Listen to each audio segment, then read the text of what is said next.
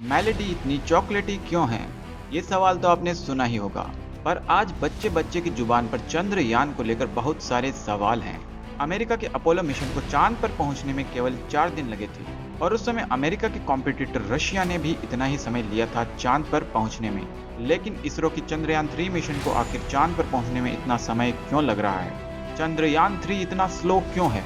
इसे चांद पर पहुंचने में लगभग 42 दिनों का समय लगने वाला है।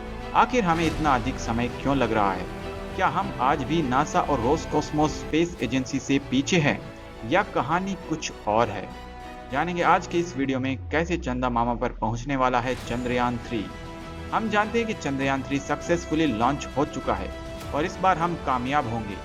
मिशन चंद्रयान 3 यानी चांद पर सॉफ्ट लैंडिंग करना और आगे के एक्सपेरिमेंट्स को कंडक्ट करना, और इस सुनहरे पल को हमें देखने के लिए इंतजार करना पड़ेगा 42 दिनों का। लेकिन यही तो सवाल है कि आखिर इतना समय क्यों लगेगा? आखिर क्यों 1952 में अमेरिका इससे कम समय में चांद पर पहुंच गया और हम आज भी इतना अधिक समय ले रहे हैं? सोवियत संघ ने मात्र 34 घंटों के अंदर अंदर लूनर 2 मिशन को अंजाम दे दिया था और चांद पर उसे उतार दिया था। और 20 जुलाई 1969 में अमेरिका ने अपोलो 11 मिशन के तहत चांद पर कदम रखा, और वो भी मैन मिशन, जहां पहले इंसान ने चांद पर कदम रखा। और इसे अंजाम देने में मात्र 4 दिन 6 घंटे और 45 मिनट का समय लगा था।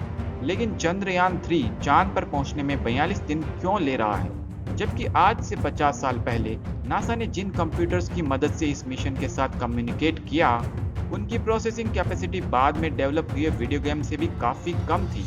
इसके बावजूद भी उस समय मात्र 4 दिन में इस सक्सेसफुल मिशन को कैसे कर दिया गया? और आज इसरो को इतना समय क्यों लग रहा है?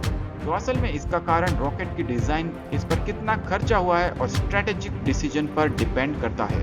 अपोलो 11 के लिए नासा ने एक super heavy lift launcher Saturn 5 rocket का यूज किया था, जो कि काफी पावरफुल रॉकेट था और काफी ज्यादा कॉस्टली था। इसके लिए नासा ने 1300 करोड़ रुपए का खर्च किया था, यानी कि आज के समय 8500 करोड़ रुपए।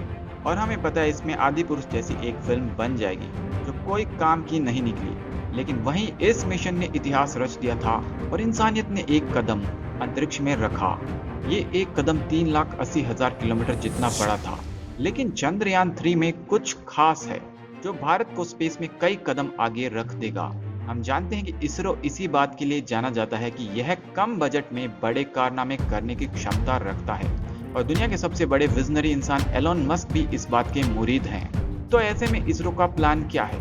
क्यों चंद्रयान 3 को इतना समय लगने वाला है?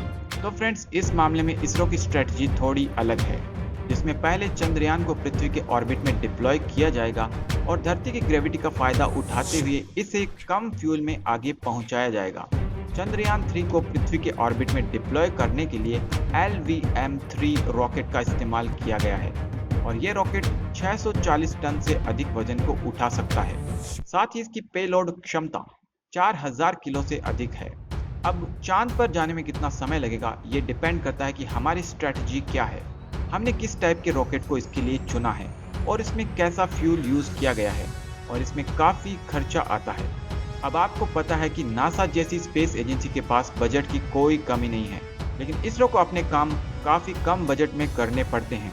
भारत के चंद्रयान 3 मिशन, जिसमें LVM-3 रॉकेट का इस्तेमाल हुआ है, ये रॉकेट फर्स्ट मून मिशन के सैटर्न 5 से काफी कम पावरफुल है। लेकिन इसरो का फंडा ये है कि इतने कम खर्चे में चांद पर पहुंचने के लिए हमें धरती की ग्रेविटी को थोड़ा पागल बनाना पड़ेगा। यानी धरती और चांद की ग्रेविटी की मदद से हम कम फ्यूल में चांद तक पहुंचने वाले हैं, और धरती की ग्रेविटी को धोखा देने के लिए पहले रॉकेट चंद्रयान 3 को धरती के एक छोटे ऑर्बिट में लॉन्च कर देगा। अब ऑर्बिट में घूमते वक्त कोई फ्यूल खर्च नहीं होता। एक सैटेलाइट की तरह रॉकेट धरती के ऑर्बिट में डिप्लॉय हो जाएगा, लेकिन यहाँ ग्रेविटी को धोखा देने के लिए थोड़ी चालाकी लगानी पड़ेगी। इसके लिए रॉकेट से थ्रस्ट का थोड़ा सा यूज करते हुए ऑर्बिट को इंक्रीज किया जाएगा। धीरे धीरे पहले से बड़े ऑर्बिट में रॉकेट घूमता रहेगा, और जब रॉकेट एक ऐसी स्टेज में पहुंच जाएगा जहां बस थोड़े से थ्रस्ट में वो धरती की ग्रेविटी को एस्केप कर सके, उस पॉइंट पर एक पावरफुल थ्रस्ट रॉकेट को चांद की डायरेक्शन में भेज देगा। और इसके बाद की यात्रा में मात्र 5 दिन का समय लगने वाला है। यानी धरती की ग्रेविटी को एस्केप करके आगे के रास्ते को तय करने में मात्र 5 दिन लगेंगे। इसमें अगर चंद्रयान पर कंटिन्यूसली थ्रस्ट ना भी लगे तो भी ये बिना इंजन ऑन किए चांद तक पहुंच जाएगा। इसके बाद चांद की ग्रेविटी की मदद से पहले इसे चांद के ऑर्बिट में लॉन्च करना होगा और एक बार चांद के ऑर्बिट में लॉन्च होते ही अब बस चांद की ग्रेविटी को धोखा देते हुए ऑर्बिट को बस छोटे करते जाना होगा और प्रोपल्शन मॉड्यूल से विक्रम लैंडर को चांद पर लैंड करवा दिया जाएगा।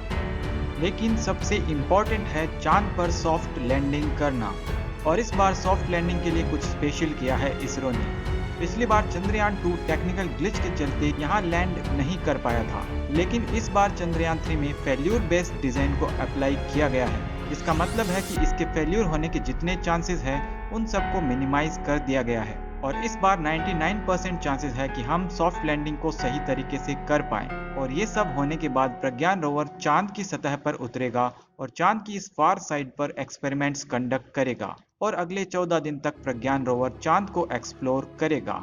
चांद की इस फार साइड में उतरना काफी मुश्किल है क्योंकि ये साइड हमारी पृथ्वी से हमेशा दूर रहती है और अर्थ पर मौजूद ग्राउंड कंट्रोल टीम इस फार साइड में कम्युनिकेशन नहीं कर पाता, जिस वजह से किसी भी मिशन को रिमोटली कंट्रोल करना मुश्किल हो जाता है।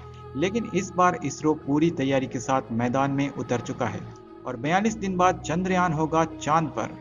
तो इस तरह चांद पर पहुंचने में लगभग 42 दिन का समय लग जाएगा। अगर चांद की इसी ट्रिप को एक कार की स्पीड से तय करना पड़े तो आपको 100 किलोमीटर प्रति घंटे की स्पीड से जाने में 5.5 महीने लग जाएंगे। अपना चंद्रयान चांद के डार्क हिस्से पर लैंड करने वाला है। इतनी सारी मेहनत करने का असली मकसद चांद की पूरी छानबीन करना है कि आखिर चांद कैसे बना, चांद पर सीस्मिक एक्टिविटी को जांचना, चांद के इस फार साइड यानी डार्क साइड में पानी की खोज करना और फ्यूचर में यहाँ ह्यूमन बेस बनाया जा सके। इसके लिए जो जरूरी डेटा है वो सब प्रज्ञान रोवर के माध्यम से हम जान पाएंगे और साथ ही चांद की जमीन से धरती को स्टडी किया जाएगा ताकि धरती जैसे और भी ग्रह अगर यूनिवर्स में मौजूद हो तो उन्हें ढूंढा जा सकता है। हो सकता है कि वहां पर भी लाइफ हो। तो ऐसे में आप समझ गए होंगे कि किस तरह इंसानों को चांद तक पहुंचने में हजारों पापड़ बेलने पड़े हैं। लेकिन दोस्तों हमारे इंडियन सीरियल्स तो एक स्कूटर से चांद पर पहुंच जाते हैं। अब जरा जाइए और समझाइए इनको कि चांद पर जाना बच्चों का खेल नहीं है। तो फ्रेंड्स फाइनली मुझे पूरा विश्वास है कि इस बार चांद पर तिरंगा लहराएगा। आपको क्या लगता है कमेंट में मुझे जरूर बताएं। मैं मिलता हूं आपसे किसी अगले वीडियो में, तब तक के लिए चंदा मामा को निहारते रहिए।